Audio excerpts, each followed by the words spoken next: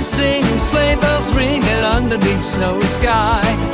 Cheers and rates in the hot sun blazing with the Christmas cheer. We're home and dry. Merry Vectis in Christmas from dear Vectis and my crew. Wishes bright, hold me tight from me to you. In the heart of the season, we're spreading joy anew.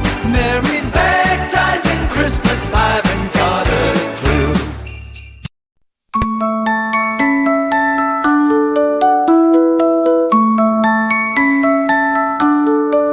The mood is right, the spirits up. We're here tonight, and that's enough. Simply having a wonderful Christmas time. Yuletide greetings, Vectisfabbers. For this festive episode, I'll be reviewing the Beatles' Christmas songs. Sadly, or maybe fortunately, the Beatles never released a Christmas single when they were a working band. But as solo artists, they all released some festive music. So without further ado, I'll begin. And so this is Christmas, and what have you done? This is John Lennon, and this is Neil Vectis. John Lennon and Yoko Ono's Happy Christmas, War Is Over, released in 1971, is more than just a Christmas classic, it's a potent anti-war statement wrapped in festive cheer. Originally released as a single by John and Yoko with the Plastic Ono Band featuring the Harlem Community Choir. In the UK, its release was delayed until 1972, after John realized he'd suffered a case of premature ejaculation while dressed as Santa Claus, where it reached number 4 in November, later peaking at number 2 following Lennon's death in 1980. Its enduring popularity is evidenced by its frequent appearances on Christmas compilation albums and its consistent ranking in holiday favorite polls. It currently ranks 4th on the Vectisfabber Christmas song list, behind Bionic Santa by Chris Hill, and of course Cliff Richard's Mistletoe and Wine. The song's origins lie with Lennon and Ono's extensive peace activism, which began with their famous bed-ins in 1969. All designed by Yoko, to give Yoko a profile she could never have achieved by screaming at people and generally being pretty useless at DIY. Something which she often covered up by passing it all off as being art.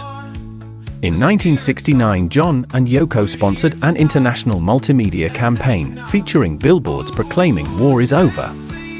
If you want it, Happy Christmas from John and Yoko. Of course, a lot of people wanted it. But the Vietnamese do not celebrate Christmas, being a fairly miserable country with a rather smug attitude brought on by beating America in a war. The phrase war is over had appeared in earlier anti-war songs, like Rolf Harris' Two Little Boys. But it's not known if it had any direct influence on Lennon and Ono. The lack of lawsuits suggests they didn't. After the wide appeal of his 1971 single Imagine, John tried to shape a political message with broader appeal. Happy Christmas, War Is Over conveys optimism while deliberately avoiding the sappy sentimentality often associated with Christmas songs from the likes of Cliff Richard or Slade. The song marked the first original Christmas song released by a former Beatle, preceding similar festive offerings from George Harrison, Paul McCartney, and Ringo Starr. Recording began in October 1971 at New York's Record Plant Studio as a stripped-back acoustic demo. Phil Spector's production skills were utilized, and for once he avoided totally overcooking the song. The Harlem Community Choir's addition of backing vocals contributes to the song and reminds us that even children don't like war. The recording session also included the creation of the B-side, Listen, the Snow is Falling by Yoko, although no one has ever played it. The song's opening whispers, Happy Christmas, Kyoko. Happy Christmas, Julian, addressed Lennon and Ono's respective children at the time, with the melodic structure subtly echoing a traditional English ballad called Skewball, adding another layer to its musical complexity. Or plagiarism. Happy Christmas, War Is Over supposedly remains a powerful testament to Lennon and Ono's commitment to peace, or at least taking the peace. Its popularity has not faded in over 50 years. It's like a pint of Guinness at Christmas. At first things seem very dark, but then it all goes down nicely. Ringo Starr also recorded a whole album of Christmas songs at the end of the 1990s. In 1999, he released it as I Wanna Be Santa Claus. However, it didn't sell well and contained just 2 original songs. I will not be reviewing it for the simple reason I have never had the inclination to play it, let alone own it. Merry Christmas, Neil. This is Ringo. I won't sign your card for you, not a chance. Blimey, next up, it's Paul McCartney's Wonderful Christmastime, the festive tune that's as reliable as your auntie's sherry-induced rendition of Fairytale of New York on Boxing Day. The song has all the ingredients of a Christmas classic: sleigh bells, cheesy lyrics, and a melody that will be stuck going around your head for days like a piece of old chewing gum. But let's be honest, it's about as subtle as a Christmas jumper with flashing lights. The moon is right, the spirits up goes the chorus, as if Mac has just discovered he's a werewolf. All while celebrating with a vodka in hand. And that party time he sings about sounds suspiciously like that family gathering you're only attending because you've got nowhere else to go. Still, you can't deny its infectiousness. It's like a Christmas cracker joke that's so bad, it's actually brilliant. And when it pops up on your Christmas playlist, you can't help but tap your foot and belt out the chorus. No matter how much you hate werewolves. So, is Wonderful Christmastime a Yuletide masterpiece? Probably not. But it's the musical equivalent of a warm mince pie and a glass of mulled wine, comforting, nostalgic, and perfect for this time of year. Just don't expect a Silent Night or a White Christmas anytime soon. Well, maybe an Isle of Wight Christmas. And it is Paul McCartney's spirits upon you.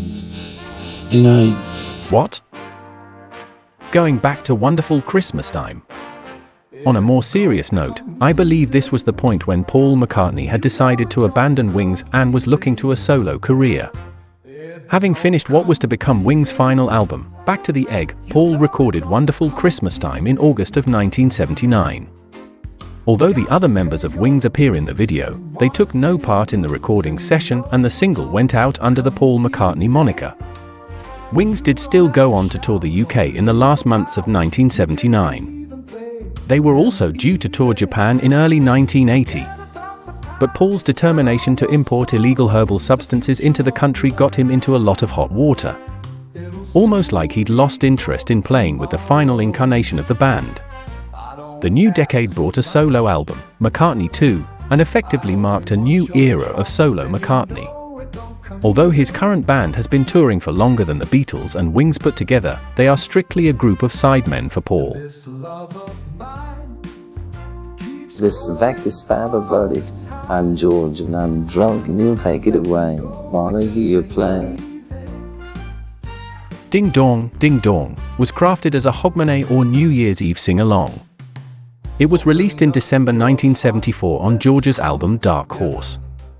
Some biographers of Harrison interpret Ding Dong as an effort to capture the festive spirit prevalent in 2 popular UK Christmas hits of the time.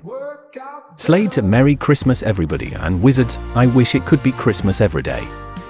Others believe it to be a song about bell ringing and campanology. Despite its imaginative intentions, the song only achieved minor chart success in the UK and the United States, although it reached the top 20 in several other countries. The lyrics of Ding Dong were originally inspired by inscriptions found at Harrison's Victorian home, Friar Park, in Oxfordshire, left by its eccentric founder, Frank Crisp. The man who gave the name to kettle chips in the United Kingdom after experimenting with frying small slices of potato. Which coincidentally is how Friar Park was given its name.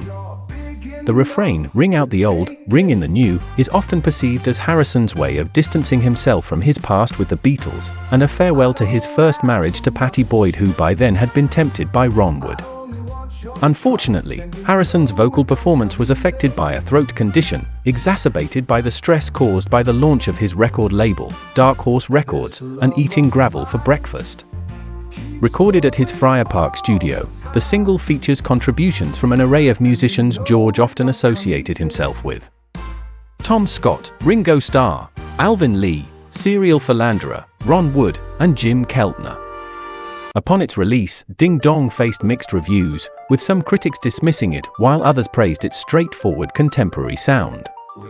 George Harrison's Ding Dong, released on the 6th of December, 1974, as the lead single from his Dark Horse album, wasn't the festive smash hit he'd envisioned. While the track, backed by the non-album track, I Don't Care Anymore in the UK, reached a lowly number 38, peaking at number 36 on the Billboard Hot 100. Despite George's artistic intent and the intriguing backstory, Ding Dong ultimately fell short of expectations. Some fans failed to ring out the old, others to ring in the new. While George himself almost had a bit of a ding-dong with Ron Wood.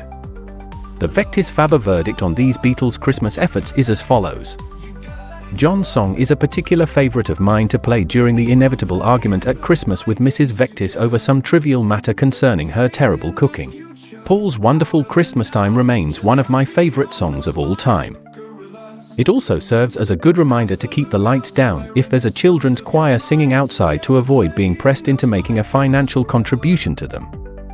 While George's Ding Dong reminds us all not to invite Ron Wood around for Christmas, he'll still be hanging around at New Year.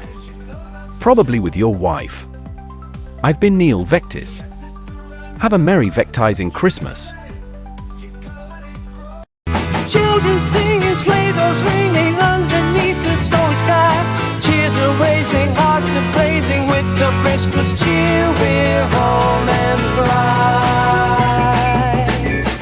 Happy Vectising Christmas from Neil Vectis and the crew, whose bright only time from me to you.